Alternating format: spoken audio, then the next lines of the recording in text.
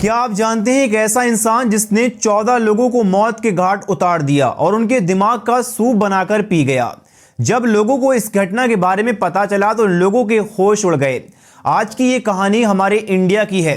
ये कहानी उत्तर प्रदेश के इलाहाबाद यानी आज के प्रयागराज की है। यहाँ एक ऐसा आदमखोर इंसान था जिसने 14 लोगों को मौत के घाट उतार दिया और उनके दिमाग का सूप बनाकर पी गया। बात साल 2000 की है। उत्तर प्रदेश के इलाहाबाद के रहने वाले पत्रकार धीरेंद्र सिंह दिसंबर साल 2000 में लापता हो गए थे और धीरेंद्र सिंह हिंदी दैनिक अखबार के पत्रकार थे। प्रोफेशन से वह पत्रकार तो थे, जाहिर सी बात है अपने काम के लिए कई बार उनको बाहर जाना पड़ता रिपोर्टिंग करने के लिए। तो पहले तो धीरेंद्र सिंह के घर वालों को लगा कि वो अपने काम की वजह से कहीं बाहर होंगे क्योंकि उनका काम ही ऐसा था। इसलिए शुरुआत में धीरेंद्र सिंह की फैमिली घर वालों ने उनके काम से घर न लौटने पर ज्यादा टेंशन फिक्र नहीं दिखाई और बाद में घर वालों की चिंता तब ज्यादा बढ़ने लगी जब 2 दिन तक धीरेंद्र सिंह से परिवार का किसी भी तरह का कोई कांटेक्ट नहीं हो पाया। उस टाइम धीरेंद्र सिंह अपने पास फोन रखते थे और उनका फोन नहीं लग रहा था। घर वालों ने धीरेंद्र सिंह को हर जगह ढूंढा जहां वह जा सकते और कहीं भी उनका कुछ पता नहीं चल पाया। आखिरकार घर वाले परेशान होकर 17 दिसंबर को कीटगंज पुलिस स्टेशन पर गए और वहां धीरेंद्र सिंह की गुमशुदगी की रिपोर्ट दर्ज करवाई। पुलिस ने इस मामले को ज्यादा गंभीरता से इसलिए लिया क्योंकि ये मामला एक पत्रकार का था।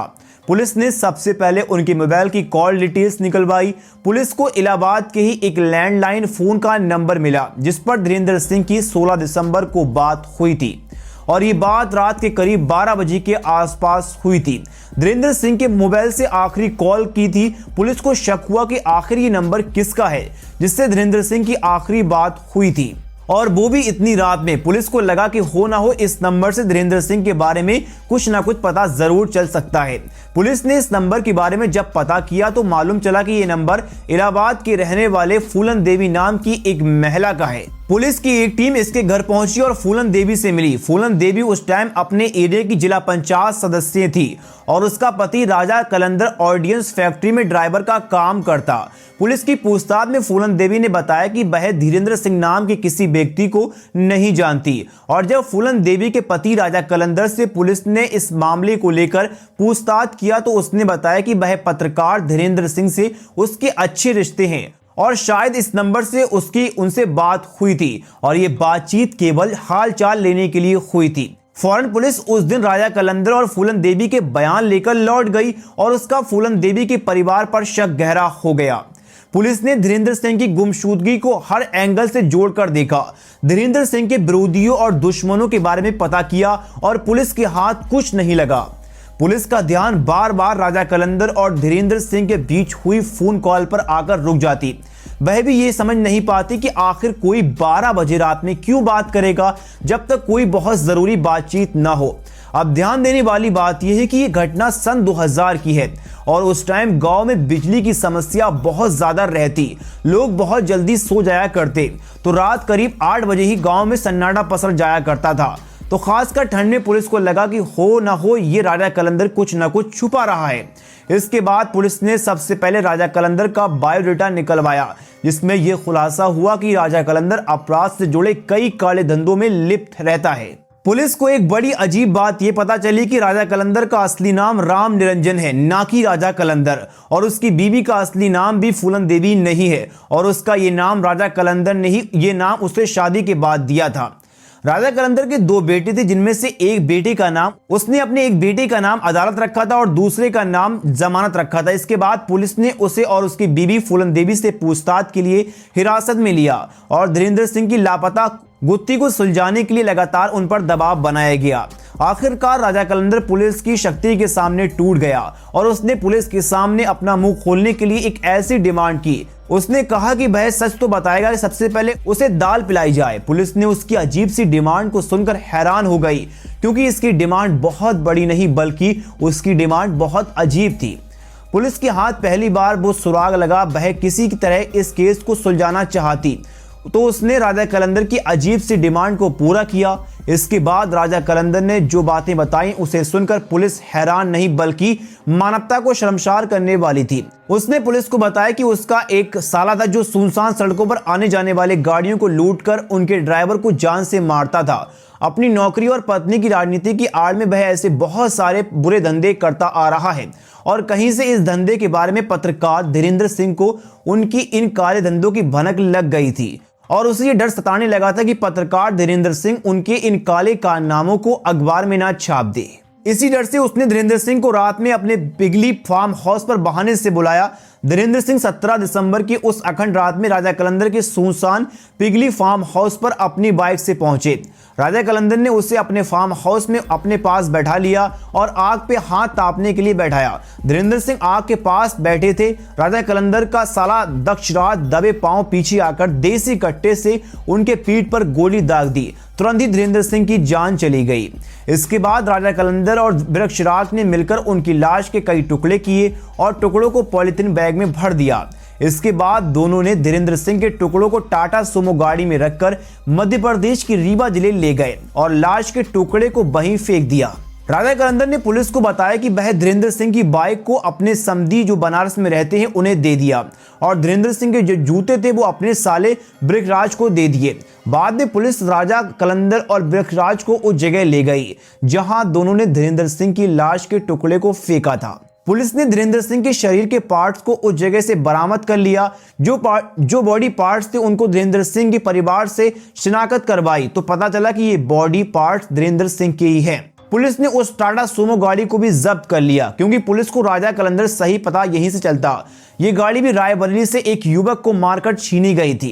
राजा कलंदर ने जो अपने अपराध किए थे, जो जुर्म किए थे, उसकी गांठें अब एक एक करके खुलना शुरू हो गई थी। पुलिस उसे उस पिगली फार्म हाउस ले गई जहां धीरेंद्र सिंह की हत्या की गई थी। फिर पुलिस को उस फार्म हाउस पर जो मंजर दिखा उसे पुलिस की रूह कांप गई। उस फार्म हाउस में एक पेड़ था जिनकी टहनियों से इंसानी खोपड़ियां लटक रही थी। इंसानी खोपड़ियों को कई रंगों से रंगा गया था और हर खोपड़ी पर अलग अलग जातियों के नाम लिखे थे जैसे श्रीवास्तव, पंडित, मुस्लिम। इसके बाद पुलिस ने पूरे फार्म हाउस की तलाशी ली और उसे वहां एक बहुत अहम पुख्ता सबूत हाथ लगा जिसने राजा कलंदर और इन सारी पहेलियों के राज उगल दिए।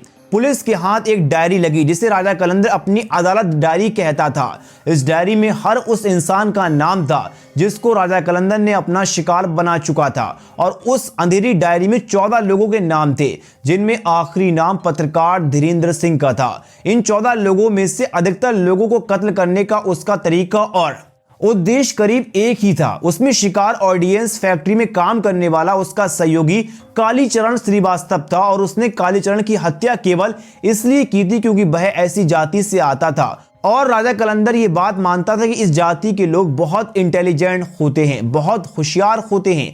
इसीलिए उसने उसे अपने फार्म हाउस पर हमला करके उसकी हत्या कर दी और उसके सर को उसके धड़ से अलग कर दिया। फिर उसने उसके धड़ के कई टुकड़े किए। उसने शरीर के कुछ टुकड़ों को फार्म हाउस में तो कुछ टुकड़ों को कहीं बाहर जाकर फेंक दिया। उसके बाद उसने उसके सिर से उसका भेजा निकाला और उस भेजे का सूप बनाकर पिया। राजा हर जुर्म के पीछे कोई ना कोई उद्देश्य जरूर होता था। एक कहानी होती थी। इस जुर्म के पीछे की कहानी राजा कलंदर का बचपन बताया जाता है। राजा कलंदर का बचपन कुछ खास नहीं था और पढ़ने लिखने में कमजोर था और वो चाहता था कि समाज उसकी कदर करे और उसकी इज्जत करे। बचपन से ही उसके मन में ये बात बैठ गई थी। तेज दिमाग वाले और पढ़े लिखे लोगों की समाज में इज्जत करता है, उन्हें अपने सिर पर बैठाता है। बस यही उसने खुद का नाम राजा कलंदर रख लिया। इस नाम से वह खुद को राजा जैसा महसूस करता। उसने अपने 2 बेटों का नाम, एक का नाम अदालत और दूसरे का नाम जमानत केवल इसलिए रखा था कि उसे ये एहसास होता था कि अदालत और जमानत दोनों उसकी मुट्ठी में है क्योंकि वह राजा है। राजा कलंदर एक हैवान इंसान था, माफ कीजिए गलत बोल दिया, जल्लाद। एक जिसको ये लगता था कि ये दिमाग से होशियार और काबिल लोगों के सर से भेजे निकालकर उसका सूप बनाकर पी लिया जाएगा तो दुनिया का सबसे बुद्धिमान और काबिल इंसान बन सकता है। वह ऐसे ही काबिल और होशियार लोगों को अपने शिकार के लिए मारता और अपने फार्म हाउस पर बहाने से बुलाया करता था, फिर कत्ल करता था। उनके सर को धड़ से अलग कर रात में अकेले अपने फार्म हाउस पर अदालत और जमानत फिर उन खोपड़ियों को अपने सामने रखकर किसी राजा की तरह उसकी सुनवाई करता। उस अदालत में वकील भी वही होता था, जज भी वही होता था, वकील भी वही होता और अदालत भी वही होता। वहीं खोपड़ियों को अपना निर्णय सुनाते और उसके बाद उनका भेजा निकालकर सुबह खाली पेट सूप बनाकर पिया जाता। इस तरह राजा कलंदर खुद को राजा महसूस कराता। भेजा निकालने के बाद वह अपने शिकार की खोपड़ी को कलर करता। उस खोपड़ी पर जो आदमी जिस जाति का होता उस जाति का नाम लिखता और फिर अपने फार्म हाउस के पेड़ पर लटका देता। जैसे किसी खिलाड़ी को देखा होगा, वह अपने घर में अपनी ट्रॉफी को बहुत संभाल के और सजा के रखता है अपनी जीत के याददाश्त के लिए। इसी रूप से राजा कलंदर भी इन खोपड़ियों को अपनी जीत के प्रतीक के रूप में फार्म हाउस पर पेड़ पर लटका देता। पुलिस की शक्ति के सामने राजा अपने सारे गुनाह कबूल कर लेता है। उसने पुलिस को बताया कि एक बार उसको कार में लिफ्ट न देने पर उसने गुस्से में 3 लोगों की हत्या कर दी। पुलिस ने राजा कलंदर की निशानदेही पर पिगली फार्म हाउस के कालीचरण श्रीवास्तव के अलावा मोइन, संतोष, अशोक और अन्य की खोपड़ियां बरामद की। उसने अपना पहला कत्ल 1998 में किया था और आखिरी सन 2000 में राजा कलंदर और उसका साला बृखराज पुलिस के सामने अपने सारे गुनाह कबूल कर चुके थे। पर बहुत दुख वाली बात यह है कि धीरेन्द्र सिंह के परिवार को न्याय पाने के लिए एक लंबा इंतजार करना पड़ा। अदालत ने कई साल तक अदालत में राजा कलंदर की इस हैवानियत और हबस टेररिस्ट उसके साले की आजीवन कारावास की सजा सुनाई। अभी भी आदमखोर और उसका साला जेल में सड़ रहा है, अपने कर्मों की सजा भुगत रहा है। तो आज की कहानी यही खत्म होती है दोस्तों। हमारा मकसद आपका दिल दुखाना नहीं बल्कि आपको सजग और सतर्क करना था। आपको ये वीडियो कैसी लगी अपनी राय कमेंट में जरूर बताएं। मिलते हैं एक और ऐसी कहानी के साथ, जब तक के लिए जय हिंद।